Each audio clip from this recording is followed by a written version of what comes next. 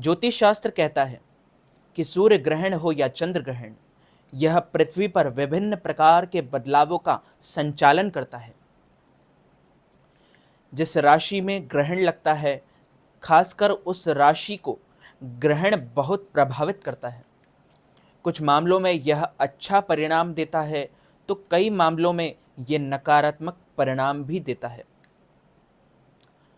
अब आप ये सोच रहे होंगे कि जो 14 मार्च 2025 को चंद्र ग्रहण लग रहा है, वह कौन सी राशि के लिए कितना प्रभावित होगा और किस राशि वालों के लिए बुरा प्रभाव देगा, और किस राशि वालों की चमकेगी किस्मत, किस राशि वालों का बदलेगा भाग्य। इस बार यह ग्रहण कन्या राशि में लग रहा है और मीन राशि को प्रभावित करेगा। इसके अलावा कर्क राशि वालों जातकों पर भी ग्रहण का प्रभाव पड़ेगा। ग्रहण का शुरुआती समय 14 मार्च 2025 को सुबह 10:40 पर और इसकी समाप्ति का समय दोपहर 2:18 पर हो जाएगा। यह ग्रहण यूरोप, ऑस्ट्रेलिया, अफ्रीका, उत्तरी अमेरिका, दक्षिण अमेरिका, प्रशांत अटलांटिक और महासागर अंटार्कटिका तथा पूर्वी एशिया में पूरी तरह से दिखाई देगा। इसके अलावा उत्तरी अमेरिका, दक्षिणी अमेरिका में इस ग्रहण की आकृति प्रारंभ कल से समाप्ति तक देखी जा सकेगी। यह ग्रहण, जब कभी कोई ग्रहण किसी देश में दिखाई नहीं देता है, तो उस देश के लोगों पर ग्रहण का प्रभाव नहीं पड़ता है। लेकिन कई वैज्ञानिकों के द्वारा ये दावा किया जाता है कि यह चंद्र ग्रहण भारत में भी दिखाई देगा। इसका सूतक काल भारत में भी लगेगा। लेकिन जिन राशियों पर कोई यह ग्रहण प्रभावित करता है, तो उन राशियों में कुछ उतार चढ़ाव अवश्य आते हैं। 14 मार्च 2025 को फाल्गुन पूर्णिमा के दिन होली पर ही इस साल का पहला चंद्र ग्रहण लग रहा है। 14 मार्च 2025 को सुबह 9:29 पर चंद्र ग्रहण की शुरुआत होगी और दोपहर 3:29 पर ग्रहण समाप्त हो जाएगा। होली के दिन लग रहा यह चंद्र ग्रहण एक ब्लड मून, लाल चांद के रूप में दिखाई देगा। इस दिन करीब 100 साल बाद एक बड़ा ही दुर्लभ संयोग बनने वाला है। ज्योतिष की गणना के अनुसार होली पर चंद्र ग्रहण के अलावा सूर्य का मीन राशि में गोचर भी होने वाला है। चंद्र ग्रहण एक खगोलीय घटना है, जब पृथ्वी, सूर्य और चंद्रमा एक सीध में आ जाते हैं, एक लाइन में आ जाते हैं।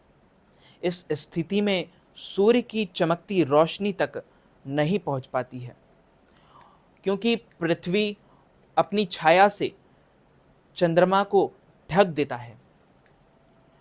जब चंद्रमा पूरी तरह से पृथ्वी की छाया में आ जाता है, तो इसे पूर्ण चंद्र ग्रहण कहते हैं।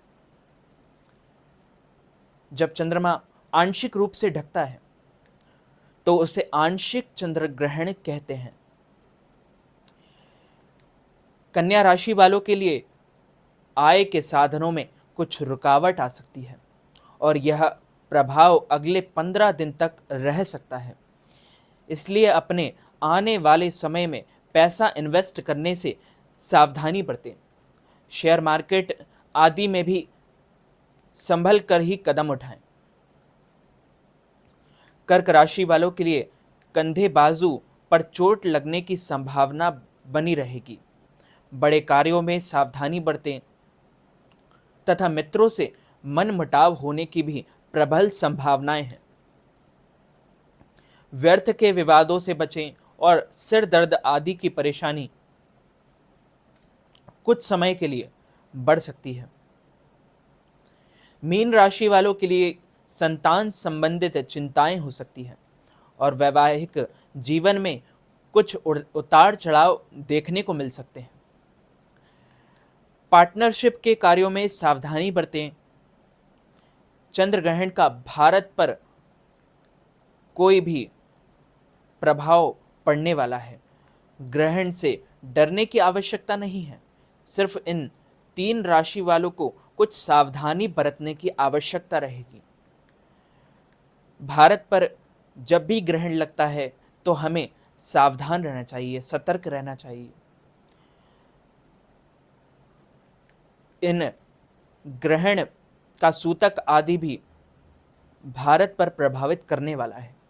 ग्रहण का प्रभाव होने पर आपको अपने भोजन पदार्थों में या जल में तुलसी पत्र डाल देना चाहिए, ताकि वो जल अशुद्ध ना हो और बीमार लोग उस भोजन को ग्रहण कर सकें।